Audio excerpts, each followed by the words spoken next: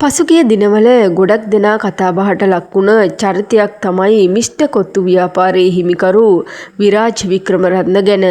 ඔහු විසින් ඔහුගේ සේවකයෙක්ට පහර දෙන සිද්ධියක් සම්බන්ධයෙන් සමාජ මාධ්‍ය හරහා විවිධ ඡායාරූප වගේම වීඩියෝ ෂෙයා වෙන්න පටන් ගත්තා. ඉන් අනතුරුව ගොඩක් දෙනා විරාජ් වික්‍රමරත්න ගැන කතා බහට ලක් කරා.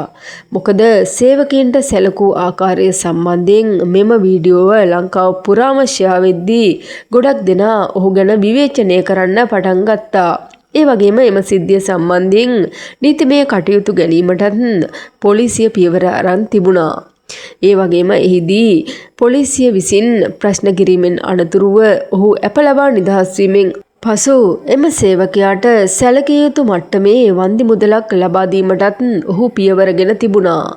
ඒ වගේම එම සිද්ධිය සම්බන්ධයෙන් ඔහු ප්‍රසිද්ධියේ සමාව අරගෙන තිබුණා. කෙසේ නමුත් මිස්ටර් කොත්තු ව්‍යාපාරයේ අධිපති වන විරාජ් වික්‍රමරත්න පසුගියදා විටින් විට සමාජ මාධ්‍ය හරහා යම් වීඩියෝ ෂෙයා කරමින් ඔහුට උදව් කරන ලෙසත් ප්‍රකාශ කර තිබුණා.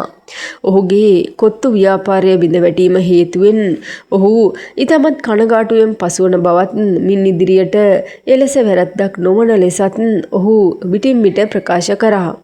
කෙසේ නමුත් ගොඩක් දෙනා ඔහුගේ මෙම සිද්ධියෙන් අනතුරුව වෙනත් විකල්ප වෙළඳසැල්වලට යොමු වීමට පියවරගෙන තිබුණා. එම හේතුව නිසාවෙන් මිස්ටර් කොත්තු ව්‍යාපාරය බලා සිටියදීම කඩා වැටීමට ලක් වුණා. එහිදී මිස්ටර් කොත්තු ව්‍යාපාරයේ අධිපති වන විරාජ් වික්‍රමරත්න විසින් තමන් පාවිච්චි කළ මෝටර් රථය පසුගියදා විකුණනු ලැබුවේ ඔහුට මෙම ව්‍යාපාරයෙන් මේ දිනවල පාඩු ලැබීම හේතුවෙන් කියලා. කෙසේ නමුත් ඔහු දිගින් දිගටම ප්‍රකාශ කරන්නේ කොත්තුවක් කාලා මට උදව් කරන්න එන්න කියලා. ණයබරින් නිදහස් වී සිටින ඔහු සේවකින්ට සැලකූ ආකාරය සම්බන්ධයෙන් විටින් විට විවේචන එද්දී ඔහු මිනිසුන් වෙත ආයාචනා කරමින් කියා සිටින්නේ ඔහුගේ ව්‍යාපාරය බිඳ වැටෙන්නට නොදී උදව් කරන ලෙසයි. ඔහු පුද්ගලයෙක්ට පහර දීම සම්බන්ධයෙන් අනතුරුව තමයි මෙම සිද්ධිය ගොඩක් දෙනා කතා කරන්නේ. කෙසේ නමුත් එහිදී ඔහු සේවකින්ට සැලකූ ආකාරය පරුෂ වචනයෙන් බැනවැදූ ආකාරය සම්බන්ධයෙන් ගොඩක් දෙනා ඔහුව දිගින් දිගටම විවේචනය කරන්න පටන් ගත්තා. ඉන් අනතුරුව තමයි ඔහුගේ ව්‍යාපාරය බිඳ වැටීමට හේතු බලපා තිබෙන්නේ. ඉතින් මෙම හේතුව නිසාවෙන් ඔහු ඉදිරියටත් මෙවැනි දේවල් නොවෙන්නට වග බලා ගන්නා බව දිගින් දිගටම ප්‍රකාශ කරනවා. මොකද කොත්තු ව්‍යාපාරය බිඳ වැටීමෙන් පසු ඔහු මහමගට ඇද වැටේ කියලා තමයි ඔහු ප්‍රකාශ කරන්නේ. ඉතින් මුලින්ම ඔහු ණයබරින් නිදහස් වීමට තමන් පාවිච්චි කළ කෝටි ගාණක් වටින වාහනය පසුගියදා විකිණීමට තීරණය කර තිබුණා.